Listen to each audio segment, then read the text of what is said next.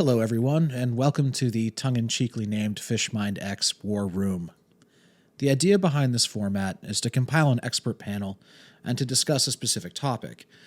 Given where we reside and the time of year, this inaugural episode centers around spring and the early season portion of our striped bass fishery. We've assembled 5 absolute hammers in this one. And if you pay attention to our fishery, these names should pop to you. Our panel is Eric Slappy Harrison, Chris Valaskatgis of Mandolin Charters and Mouths of the Merrimack, the inimitable Roy Leyva, and year-round professional captain John Galvin, and the human encyclopedia himself, Ian Devlin. In the ideation and genesis of this, it was imperative for me to bring several perspectives together on the same topic and not just have people tell you about lures or retrieves or tackle. Those are all specific to the moment, but a perspective can change your thinking. And I think that's really profound. Well, anyways, it is my hope that you enjoy this. And to start us off, dear friends, here's Eric Harrison. Hey, it's the great Eric Harrison. Thanks for coming on, my friend. Oh, it's great to be here.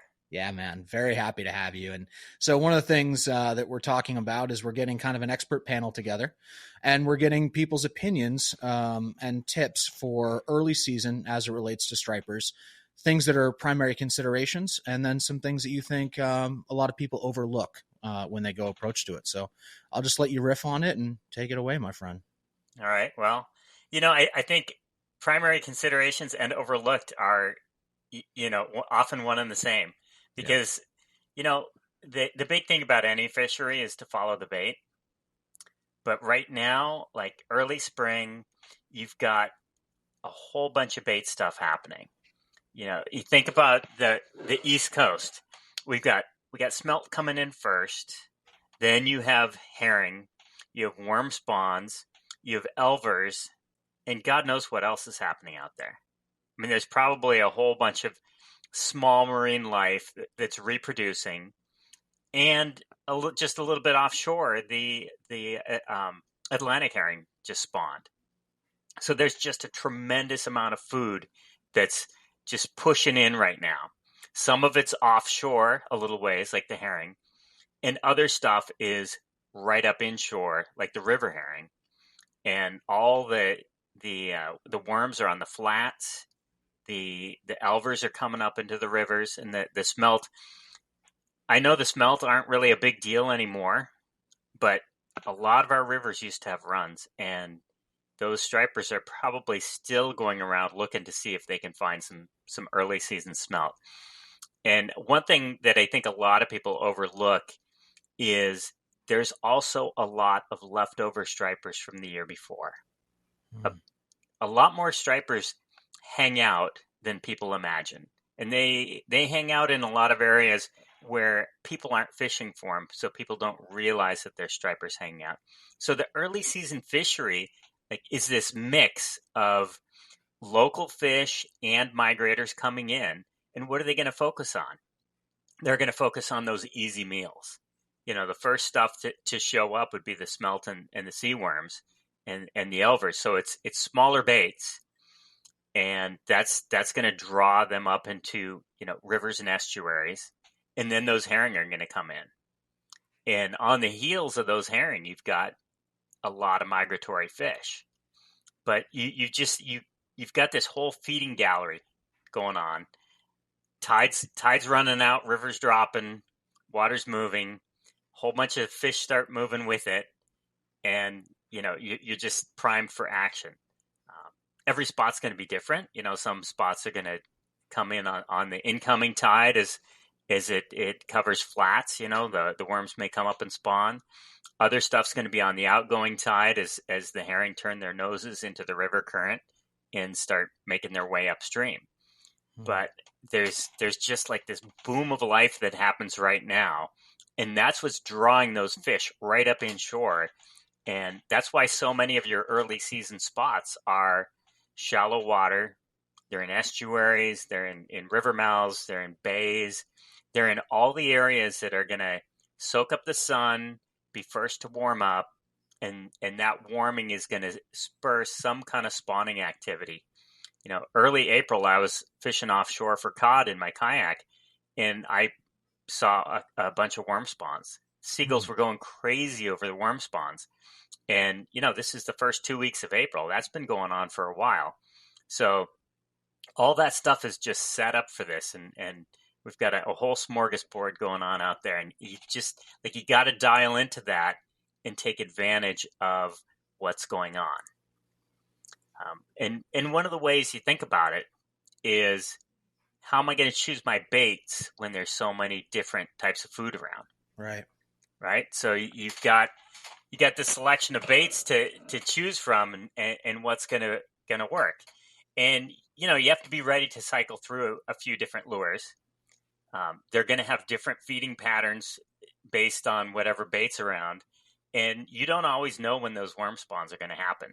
Those worm spawns can really get those fish focused in and not eating, much in the way of lures. But they're still catchable. I mean, you can still catch some. You don't have to get skunked. My strategy is generally to go with a selection of small plastics and then a couple larger lures. Like I'll use a 7 to 10 inch plastic in white to mimic the herring. So that I'll go in with an approach of, okay, first I want to find some fish and catch something. Probe around to see where they are, see if I can get bit, and I'll do that with some smaller baits, anything from the 3 to 6 inch range. Generally, small fish profiles are going to be the best. Using lighter weights so that you're staying in mid water column. The fish are generally coming in a little bit active, maybe not hyped up. It just depends on their attitude at the stage of the tide you're fishing. But you can probe around with the smaller baits. And, a lot of times I don't need to catch a whole bunch of small fish. So a lot of times I'll locate the fish. I'll catch a couple of fish on the small baits, and then I'll switch over to the big bait. And I may get only a few hits on it, or I may have a great day and catch a few bigger fish. Because you also don't know what's going on. Oftentimes this time of year, you get small fish migrating up, but it seems that 2023 is going to be the year of moderately sized fish, where a lot of the first fish are slots. And so you have an opportunity to get a decent slot. And then there's also, a lot more local fish than you realize. And some of those local fish are good size. So, you might get a 36 or a 40-inch fish.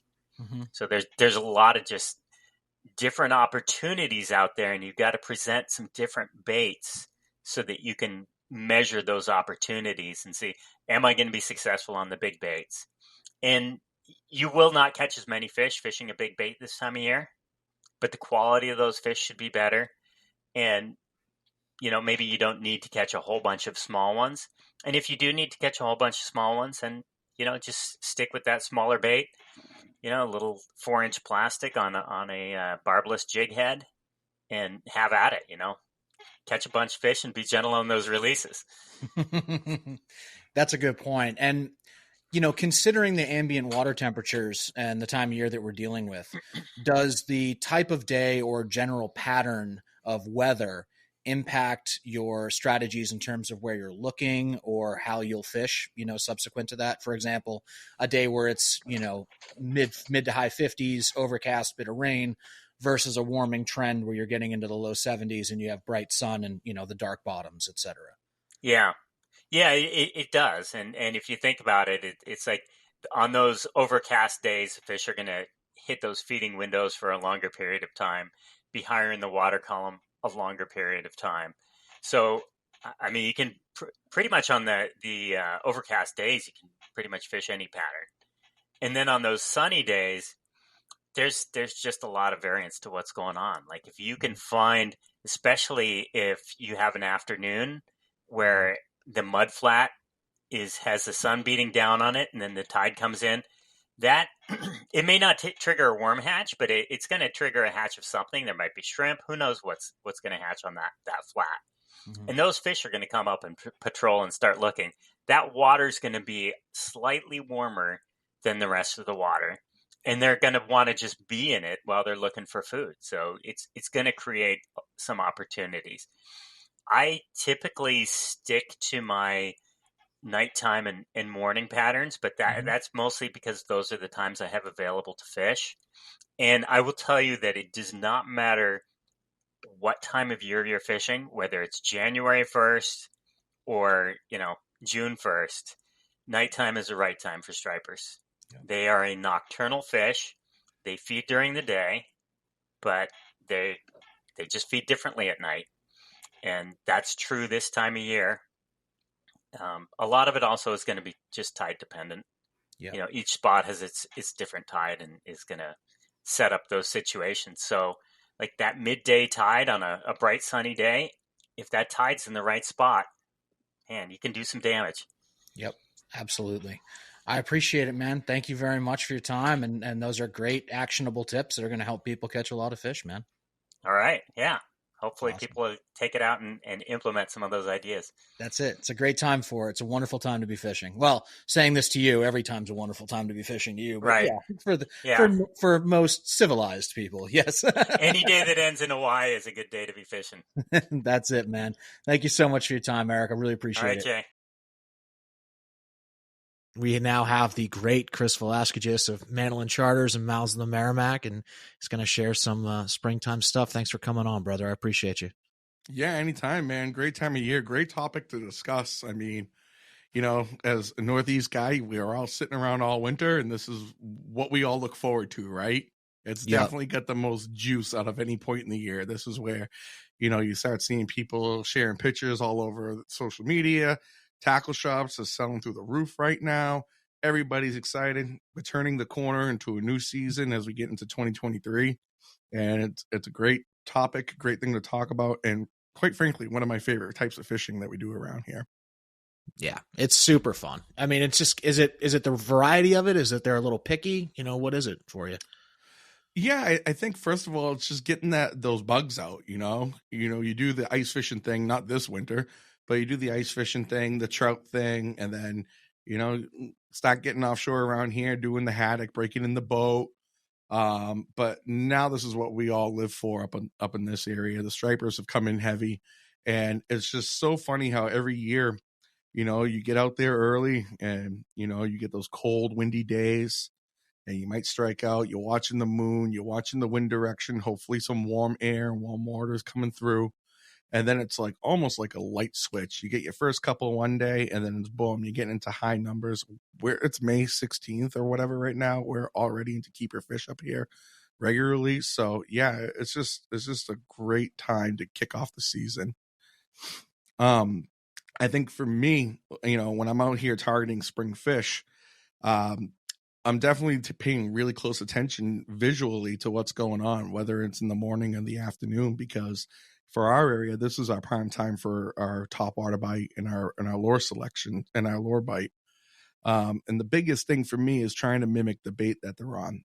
We've had a couple situations the last few days, especially where we're having fish on micro baits, really small, slurping, they look like they're really aggressive and breaking everywhere, but there's a million fish, but you'll see them just kind of roll on this small, slow bait and just kind of gulping it. And those can be actually a little bit tricky to catch, to try to fool them.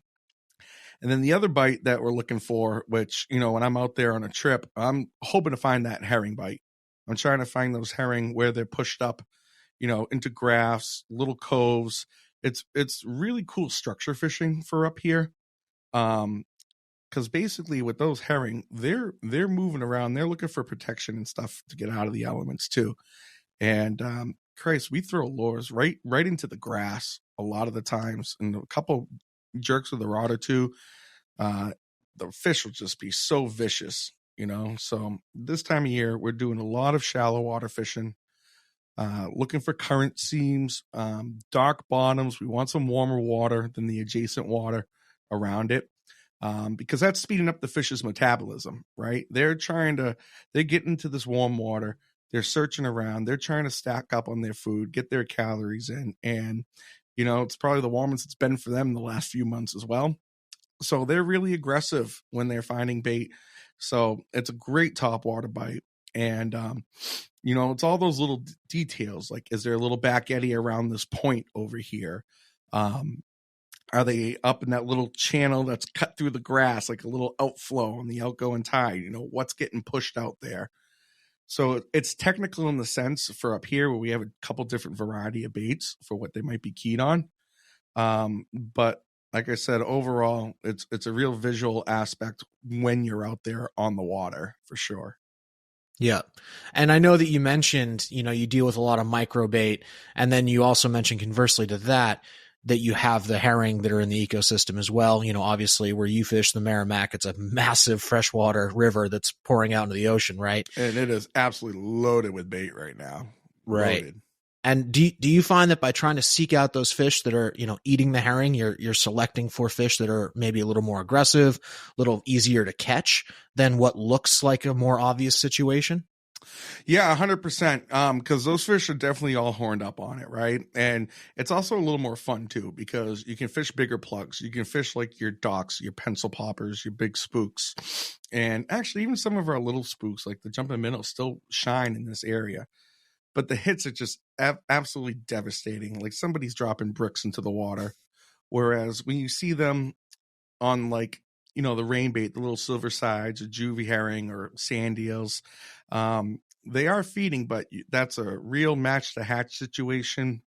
And they're just not, they're not coming at it with that power and that aggressiveness. Like if I don't get this herring, I'm not going to live today. That's what those herring bites are right? So, I mean, you can hear them popping in the distance and around your boat. It's a different environment. And when I'm looking around, those herring fish typically are probably going to be your bigger fish as well. And what's cool about that is you can kind of just follow the tide and move along as those herring are getting pushed around. So it kind of keeps you in the game if you go up and down the river, following a pod of fish as you go. And like I said, typically those fish are a little bit bigger, a little bit easier to catch. You might not get the massive amount of numbers like you would in an all out, schoolie feed with the little fish, but you put up some good days. The morning in particular, this time of year, is fantastic. That's where you're going to get most of your herring bites on that morning time. The afternoon, you'll get a little bit, but it's mostly going to be that micro bait now. So depending on what time you fish, if you're trying to target those herring feeds, the morning tide with the sunrise and everything, just it all kind of comes together. The afternoon, those herring are either hiding deep or they've already moved, and you might get some here and there. And dusk is usually pretty good too, but definitely if you had to separate your day, I'd vote for the morning, just specifically for that herring bite. Yeah. Is there a certain habitat you look for the herring? Do they stick around the marsh grasses and things like that more than, some of the other bait will, or are they distributed pretty evenly throughout the ecosystem?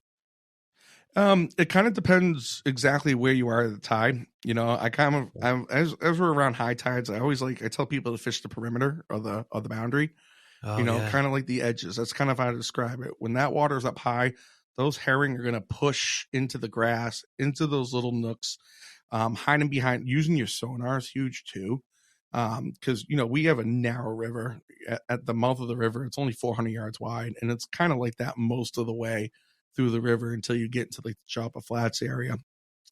So we have a deep channel that's about 20 feet, and then all these little things that sprout off the edges. So when we get that water coming in or it's up high, I'll investigate those shallow areas because I know the water's warmer. The herring are in those shallows. They're hanging out in the grass. They're hanging out in little pockets, little points that come off the edge, little islands. And then as the tide starts to turn, they start getting kind of pushed more towards the middle. And actually that moving water and the fish getting kind of pushed out towards the middle, that's where the big feeds happen. Those are like your hour-long, fantastic morning bite feeds that, you write home about for sure. So I think it's a little bit more tide dependent. So on the higher part of the tides, I like fishing the boundaries, trying to get the nooks and crannies. And then and then as the tide starts running, starts dumping out, now you start looking for deep water adjacent to shallow, right? Yeah. You're trying to find the little pockets of fish where they're going to dump out to, and find those choke points and try to hit them on those. Yeah.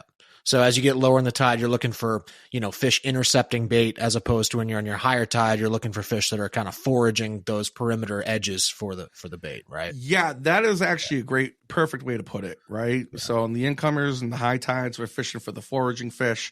And then as the tide switches out, you're kind of looking for those staging fish where they're going to trap the bait, in a specific spot. Last year, actually, we had a good morning bite, and for about 4 or 5 days, it was a great, great topwater bite. And then this 5th day, we went up there, and there was a little topwater action right at the beginning, but I noticed on my sonar, we had a big rock underwater, and at the end of that rock, on my sonar, I could see a school of herring down about 30 feet, and it had to be about 40 yards long, just stacked. And on the backside of that were the bass. And so one of the adjustments that we made in that situation, tide was going out, was going pretty hard. For whatever reason, those fish and bass were holding down. So we switched over to the jigging spoons, which is something new that we tried out next year.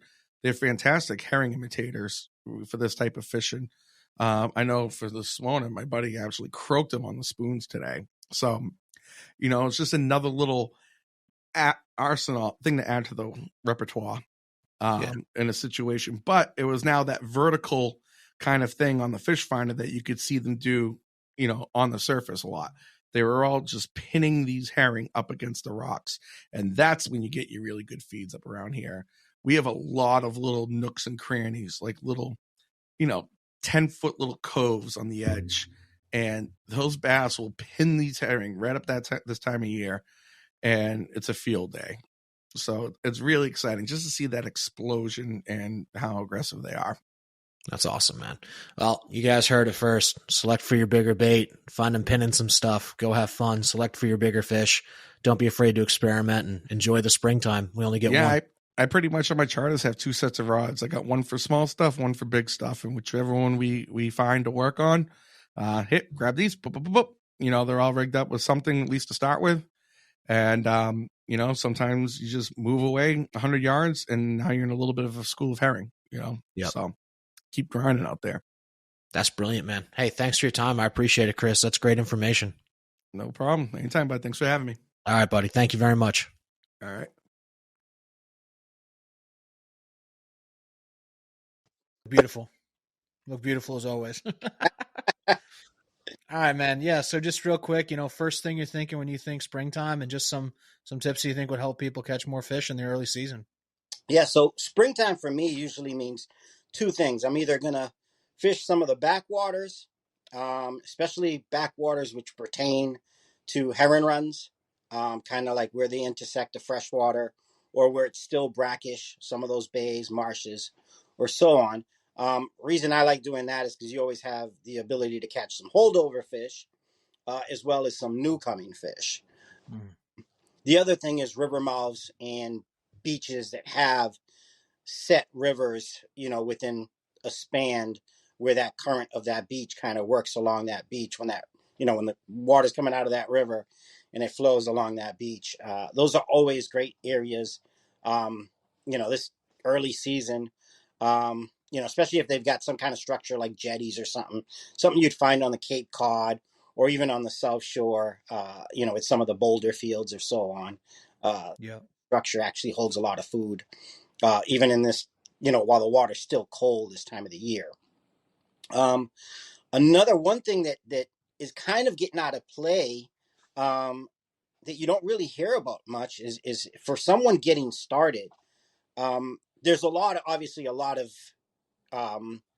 information on the internet, right? I mean, it's sky's the limit. I mean, stuff like everything. I think a lot of people though have to have someone not hold their hands, but someone to bring them along and show them, kind of the ropes or the introduction to it. This is where you're going to cast. This is what you're looking for. It's a lot different than watching a video and then going out and trying to piece it all together. With that said, is clubs. A lot of these fishing clubs are just, these are they're dying breed, right? Yeah. The newer generation just doesn't look at it because all that info is out there. But those clubs are really good because they do have, you do meet those people that are willing to bring someone out, or you do have those events or trips that they hold, whether it's weekly or monthly, to get out and do things like that. And if you don't have the gear, someone's always there. There's always a plug maker or a rod builder or someone that's got extra gear that's willing to hand it out and be like, hey, here, try this. You know what I mean? Use this. So that's another bit of I think early season, or for anybody looking to begin fishing, is go to some of these clubs, go to some of the shows, sit in some of the seminars, take a lot of notes. There's nothing wrong with looking through the internet, but take notes. Take notes. I think that's huge, because one is we don't all see eye to eye, right? I Right. explain something's completely different how you intercept it, and then you got to go out and put that out there, right? You got to go out Right. and experience means everything. So if you take notes and I'm going to try this, I'm going to try this, I'm going to try this, you kind of have a list that you can kind of jot off, and see what works for you and what doesn't. Because I I I could be the best fisherman in the world, but what works for me might not work for you. You know what I mean? Oh So yeah. yeah, that's a good bit of advice, I think. Learn your Yeah. guides. Definitely if you're a beginner and you're looking to start off close to home if you have it close to home. Learn your area first, um, before you start venturing out. So, it's easier to drive 20 minutes and not catch anything and then go do it again tomorrow than drive an hour and a half, 2 hours for a certain bite and not have it and then have to come back and be like, I'm not doing that again. It's discouraging. So, it's like little kids, I mean, you bring them out to catch pumpkin seed because those sunnies are there, right? You want to pique their interest and get them involved. Same thing for us adults, I mean, we if we're getting started with it, we want to catch fish. It's an investment. You're buying gear, you're buying a license, you're buying maybe waders, maybe not, or boots or whatever it is. It's an investment and you want to have a return. So by starting, if you have that fishery close to home, starting there, then, the beat up isn't as bad because you can always drive that 15, 20 minutes and try again tomorrow or a different time of the tide. Or, I mean, if this time of the year, you just never know. I mean, you could hit a beach for the past week and then all of a sudden they're there, you know? Yep. So, they're migrating, they're coming up. So, that has a lot to do with it. And I think that early on also, keeping notes on your success, what you're using, what you're doing, how you're doing, keeping that log is going to help you further down. You know what I mean? I'm a big log guy. I've always been. I don't think that it's as important for me now to keep it as I did when I was Yeah. younger. I think I've been doing this for so long that it's kind of there, you know what I mean? And my mind is still good. I can still, you know, retain some of the Right. stuff, I think once I start to get forgetful, then, I'll go back to logging and so on, because you're always learning new things. It's never becomes, it's never a know-it-all. Every year is different. Every trip is different. There might be scenarios that are similar, but, it's always changing. So, Yeah, that's beautiful. And specifically for early season, if someone asked you, "Hey, I'm going to go early season fishing for the first time, load a 3700 Plano for me and send me out, what's going to be in there?"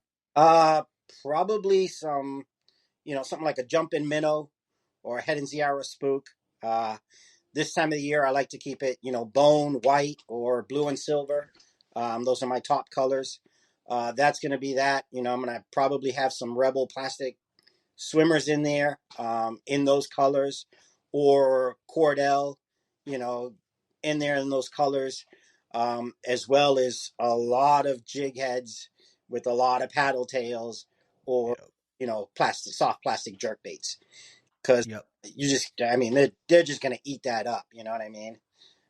That's really the way to go. And this year, last year, um, I actually I started to do a lot more of that, freshwater swim bait kind of aspect, like the Kai Tech, rigging it on a swim bait hook, on a weighted swim bait hook, with Yeah. a line and fishing that way because it's extremely effective.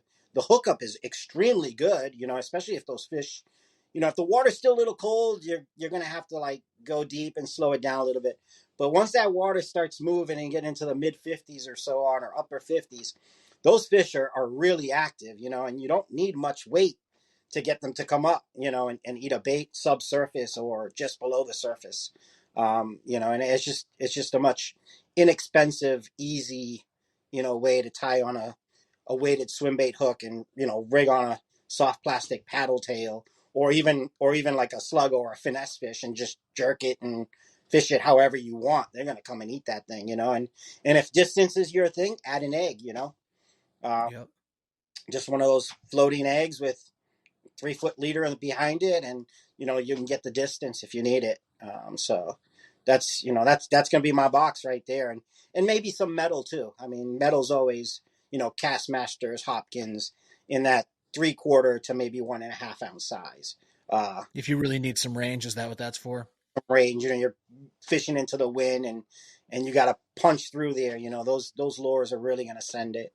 But yeah, that would be it for me. That would be my. Sweet, man. That's actually my box for most of the time. I was gonna say, man, that would work pretty much everywhere all the time. Yeah. Yeah, you know what I mean. I mean, if you get really into it, like, obviously I like my wooden plugs, my Danny plugs, and you get immersed in it as the season goes on, and the better you get at it, and you want to try new things. Right. If you love it and you become an avid surf caster, then yeah, you can go down a different avenue. But to just go out and catch fish and enjoy it, that's all you need. Yeah. So, Get your reps. That's a huge thing. Like springtime's so good for getting a lot of fish right. and getting really good positive confirmations on your rigging, your retrieve. If you're finding an area where the fish are going to hang out in, it's really good for building confidence and getting reps. It really is, And a lot of those lures, besides the spooks and the swimmers, I mean, most of those are all single hooks, so they're really easy to unhook a fish. You can pinch down the Yeah. you want, kind of help out. You can actually switch to single inlines on some of those other lures as well if you want.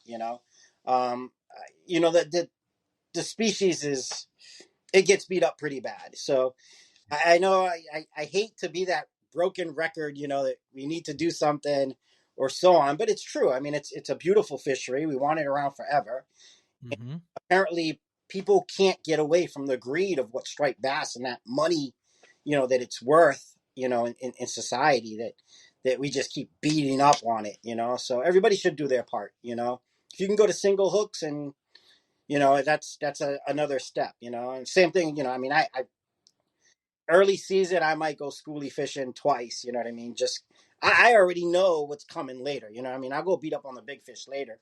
Those smaller fish, I just want to get my fill for a couple of days, and then I leave them alone after that. Just because they do fight hard for their life. You know what I mean?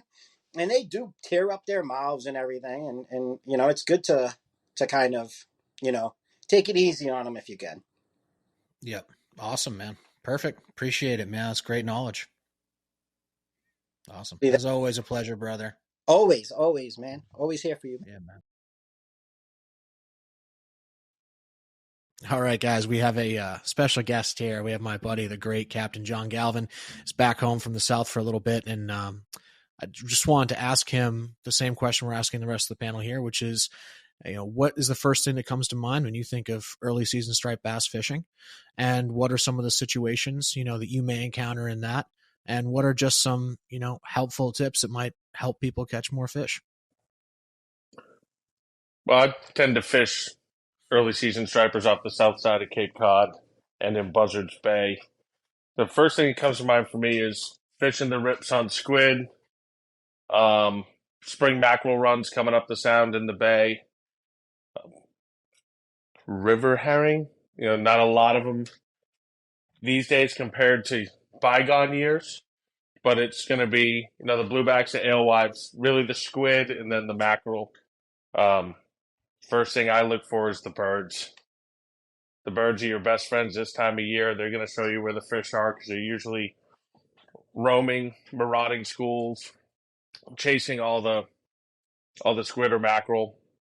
You follow the gulls, the terns, that's really how I find a lot of the fish outside of going to known perennial areas. But this time of year, it's any of the rips that are setting up on the shoals. They're going to have birds on them. Sometimes it's just, whether you're fishing an east tide or a west tide, depending on whether the rip's going to produce better than others. Yeah. Is there a certain bird that you prefer over the other? Like, does it give you a better perspective on what kind of bait they might be over if you got a bigger bird than a smaller bird kind of deal? Yeah, the terns are definitely going to be on. They'll be on smaller stuff per se if you see them picking. Compared to the gulls where they can grab a decent sized squid or a mackerel if it's high enough. But to me, it's just the birds are the birds. They're going to be over the top of fish. But there definitely is a correlation to the smaller the bird, the smaller the bait, and it could end up being, the bigger the bait, bigger the fish. That old adage too. But elephants do eat peanuts. But it's definitely. I just look for the birds. They kind of help you dial in. If you're on some of these larger rips in the sound, the rips might be like middle ground off the vineyard is, 2, 3, 4 miles long. So it's the congregations of the birds are going to help dial you into where the more mass concentration of bait and fish are going to be. Yep. That makes complete sense. And so in terms of, when you're fishing the rips, what are some criteria that go into your approach and how you're setting up on those fish? Because this is something that's really completely foreign to me. I like to just stem the tide, whatever direction it's running, and figure out if the fish are they feeding up on the calm side, on the shallower side, or are they going to be feeding in the deeper, kind of choppier area where that tide's falling off, or are they going to be right in the transition zone? So I like to set up, observe the birds. Usually when you see them dipping, you're likely going to see some fish popping at the same time. No different than fishing, some of the flats that are on the north side of the Cape and push it up more your way. Follow the birds, they'll show you the fish, and then observe the fish to see what they're doing. And then it's getting yourself in position for how the fish are feeding. Are they running east-west, or are they, say if it's middle ground, are they running east-west, or are they going more north-south from shallow to deep? Are they staying right on the drop-off? And then it's try to get an idea of what the forage size is.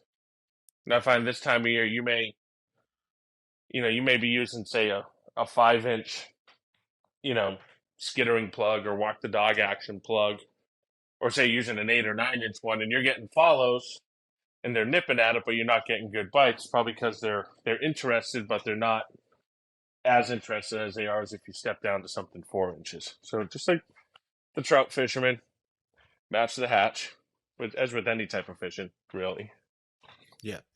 Is there a certain presentation angle that you find preferable in that current, or is it just play around with it and let the fish tell you what they want that day? Let the fish tell you what they want. Do they want it skipping across, coming cross current? Do they want it just floating back into the current and then coming back towards you like it's fighting it? Or do they, sometimes they don't care. Other times they may be more particular. Are they blowing up on it, at the far end of the cast? Or are they a little bit more finicky and following it to the boat at higher retrieves, but not really committing? So do you then have to alter your retrieve speed as you're going until you find the way of what they actually want? And I guess also watch the bait. When it comes to the squid, you can see the squid jumping out of the water this time of year getting chased. That gives you an idea of trying to take your presentation to mimic that. Yep. 100%. That's great advice, man. I appreciate the time and actionable stuff, and it'll help people. One of the things that was really great about what you shared is that you went through the thought process that goes through the mind of someone that's a professional fisherman when they approach a situation. And I think oftentimes people will get into a pattern of this is how I'm supposed to fish according to what is out there and what I'm told. And you just went through an intellectual checklist of what you're looking for to allow you to figure out that bite on a day-to-day basis. So for, someone consuming this that's, not out there as often as you are, That's a huge thing that differentiates the guys that are super fishy from the guys that are still kind of figuring it out, is that the guys that are super fishy are paying attention to their conditions and they're adapting to them in the moment. They're not just doing things, kind of the quote unquote right way. Another big thing is have multiple setups with different offerings. So you're not cutting and retying and losing time. I may have two setups with something that's top water, like a Roberts Ranger or a spook type lure, but there'll be two setups with two of the same style lures but different sizes. Yeah. And then two setups with soft plastics like a hoagie, but there'll be two different sizes. I may alter the colors a little bit. I don't really change a whole lot with leader. I think most fish aren't as shy in most conditions, especially in the rips, as people may believe. I think it's more the bait size and the action that is being applied to that bait. Right. I don't think going from 15-pound to 25-pound leader is going to make a difference. No, I'm with you. It's definitely about being able to, have a bunch of different arrows in the quiver to quick change, quick fire. Versus if you go out there with two setups, and now you're watching people getting bites around you, and you're not getting as many, and now you're cutting and retying over the course of the fishing day. You're losing valuable time of hooks being wet. Yeah, that is huge. And different tackle. Some of it I might have an 8 to 15-pound rod, a couple 8 to 15-pound rods, some 10 to 20-pound rods, and then a 15 to 30-pound rod with different offerings. Also, because you never know, you might switch rips, switch tides, and you get a different class of fish comes in too. You gotta, kind of want to be prepared for. All of a sudden, you jump from 25 to 30-inch fish and tide flips, and now you're looking at 40+ inch fish. While fun on an 8 to 15 class setup, when you're in a heavier tide, deeper water situation, try to give yourself a little bit better chance at landing the fish, regardless of whether you're experienced, intermediate, or novice. Right. Help the fish out too a little bit, lighten them on appropriate tackle for the situation. Yeah, especially with the ever-changing slot limits and size stuff. It's, change out a lot of the treble hooks. I'll usually on a lot of stuff. I like putting bucktails with the single hooks on the back end of lures. Mm-hmm. Gives a little extra color, a little extra movement, and makes it a little easier for getting the hooks out. So safer for the fish, and also a lot safer for you. I'm frankly not a fan of sticking my hand in a fish's mouth that's got 2 or 3 sets of treble hooks in it. Yeah. Especially a fish like a bass that the second you touch their lip, they do that huge head shake. Oh, there's lots of times I've ended up with, a single prong off a treble inadvertently thrown into me. And now, then you're attached to the fish, which is never fun. Yeah, exactly. Yeah, so Ian, just, the topic that we're covering in this issue is just, it being springtime, the beginning of the year, the fish and their patterns. If there's one concept or just the first tip that comes to your mind about spring fishing for, a intermediate beginner angler or even an advanced angler, don't think of it that often. What is something that you would consider regarding that? Well, kind of identifying a couple things. One is the bait scenario. There's usually a polar opposite size availability of the baits. You have the grass shrimp, you have the silver sides, you have sand eels, baby herring. So it's baits that are, say, under 2.5 inches or so. And the other end of the spectrum, we've got large baits such as alewives, blueback herring, and adult bunker. So you've got really 2 dramatic size differences of the bait. So what you're going to be fishing historically are going to be small, unless you are in a situation where you are around bigger baits, such as the river herring and the bunker. I generally scale down in size for my spring fishing, and where I'm using those are usually mud flats, creeks, river mouths, tributaries that dump into the main stem of a river. And the reason for that is those are thermal magnets. In other words, they warm faster than the open water. So those are places you want to fish in the spring. And the tide-wise, the outgoing tide will be a warmer tide in the spring. Now, conversely, in the fall, the incoming tide is a warmer tide, generally speaking, because the inshore water on those cool nights cool faster. So that's something to think about in your seasonal changes. So in the spring right now, smaller things, generally speaking, unless you have some larger baits like bunker or river herring. So it's good to have a couple offerings, whether lures or flies, in that 10 to 12 inch range, or maybe as small as 8 or 9 inches for size. But generally speaking, smaller things. And at low tides, my preference, it gets all the bait away from their high tide spots, and it gets them to the edges of the mud flats, on the edges of channels, on the edges of boat basins or cove basins. Those are places that I really prefer, especially if they have rock piles on those edges, and the structure that you visually can see. And also, if you're narrow down, the only spot to fish, they're going to be points. There's more points than you can count, and they can be very small to large peninsulas. There's always points, and points, generally speaking, interrupt current and tide flow, and those are just inherently productive places. So in a morning, you could potentially fish 20 to 30 points in your area of fishing. But I do gravitate to those shallower, muddier, dark bottom places in the spring, based on their warmer water temperature, bait movements. And as I said, lower tides generally for me are better. All right, guys. So that was our inaugural episode. And I really wanted to kind of reframe and think about some of the key takeaways and parallels that everyone had here. If you think about the first thing, which was framed so well by Eric at the start, was just understanding the macro, right? Understand the time of year and the environmental conditions that dictate what's happening. Spring is a massive bloom of life.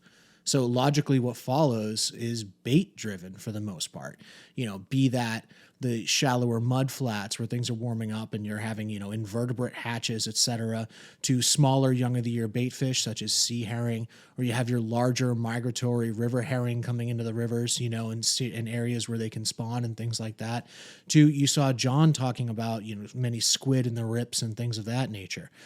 Pay attention to the diversity of size and bait that you're seeing.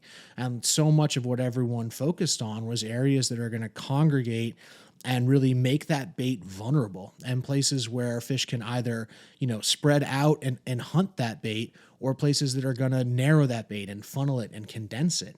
And the importance of having, a few combos with you. Okay. So have stuff that can tailor to fish that are keyed in on the little stuff, which you'll see, and then fish that are selecting for larger prey. Be prepared for both of those situations, and be prepared for a little bit of a discrepancy in the size class of fish that you're seeing. Those are huge keys to have.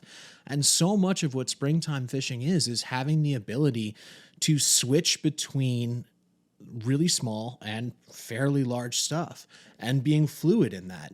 Pick up a small rod, prospect with that for a little bit, and then switch over to something large. And maybe they don't even eat that large presentation, but it's going to have so much drawing power to it that you're going to at least, maybe move a fish, or it's going to belie their location to you. And then you can follow up with a more finesse presentation, allow them to dictate that to you. So, these are really kind of the primary considerations that everybody had true. And if you pay attention to that stuff, hopefully that's going to, help you catch a few more fish. And the last note that I'd like to add that nobody touched on, other than Eric, because he's, pretty much a night fisherman, was get out there at night. Okay.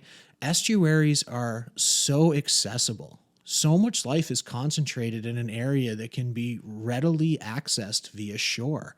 And it will allow you to take really good inventory of what's happening at night, especially in areas where you got a little bit more boat traffic during the day.